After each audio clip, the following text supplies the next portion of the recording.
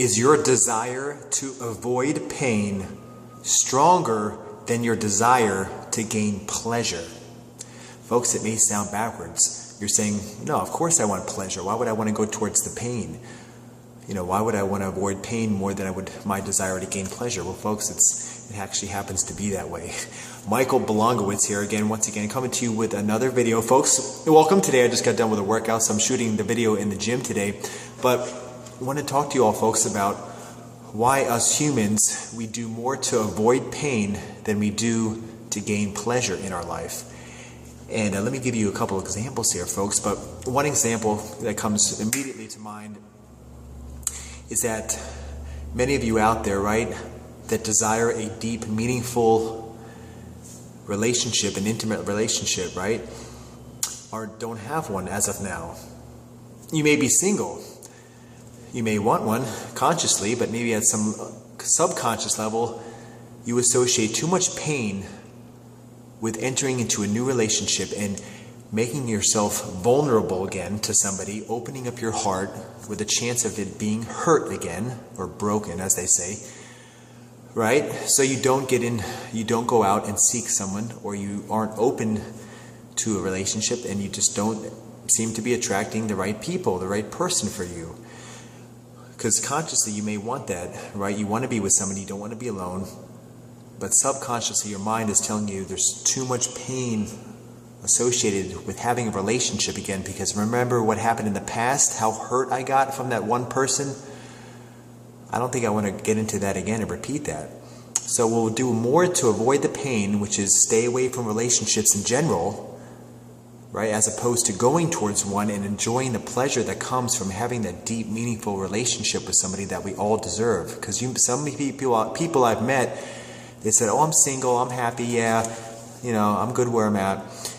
And I'm sure that's true for some of you, but I think for some other people, they're saying that as just kind of a cover-up, when deep down they know they deserve to be with someone that loves them at that kind of level, right? That intimacy where you can share, life's journey with somebody. And that's a very special thing, and I think we all deserve that.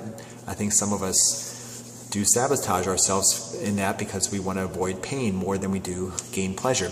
Another example here is, folks, if you're at a job, or if you know anybody at a job right now which they are not happy at, at a conscious level, they may want to change that. They may say, I want to get out of this job, But at a subconscious level, in their head, they're linking up more pain, right, with having to actually go out, find a new job, send out your resume, go through the interviewing process, the whole hiring process as well, right? All of that to see if you're a right fit for this company or that, and that could take months, or who knows, even these days it could take years to be employed by a company. So people may link up in their mind, there's too much pain with having to go through all that. I'd rather just stay at my job and be comfortable where I'm at, because at least I have a job and I'm getting paid every week. So that's another example, folks. And I want to get into something here, an event that happened, a circumstance that happened just in the past, I think, 5 days. And it's an unfortunate one, really it is. An acquaintance I knew in high school, a girl actually has passed away this past week. And her body was found alongside of a river. It was washed up and it was floating, and it's unfortunate that they're concluding that the death was caused by suicide. And this was somebody that I did not know very well, although I did hang out with her a few times in high school. But it's rather disheartening news to hear somebody at the age of 33 passing away. It's way too young to be passing away. And as many of you know, you probably know Robin Williams as well. He also passed away in the previous couple of months here. Also, his case was suicide as well, which is rather surprising, thinking that knowing he had so much going for him, he had all the fame and fortune and popularity, and people loved him and adored him, and he ended his life prematurely. So what I want to get into, folks, today, and this is really critical because these suicides are really unnecessary. It's when people get to this point in their life, right, they're associating more pain with the idea of going forward and living life here on earth than they are exiting this life. right? So there's more pain associated with living than there is not living. So what happens is they take themselves out of this equation, they take themselves out of this physical life, thinking that it will be better on the other side. You know, I don't know what your belief is, but I believe that when we do come to the end of our days, we're going to be, all the things that we didn't get to accomplish in this life, we're going to be faced with.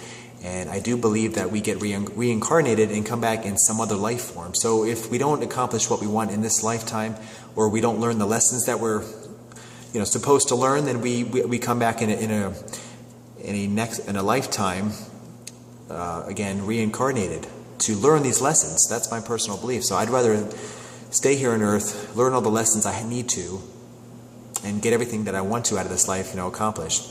So what I want to quickly address for you before I leave you with this video here is that, folks, your thoughts oftentimes take you down either a slippery slope or up to the heavens, right? And it's done by your thoughts. Now, your thoughts are things. Here's the key, though, folks. Your thoughts are not real. Your thoughts are fleeting. Thoughts are fleeting.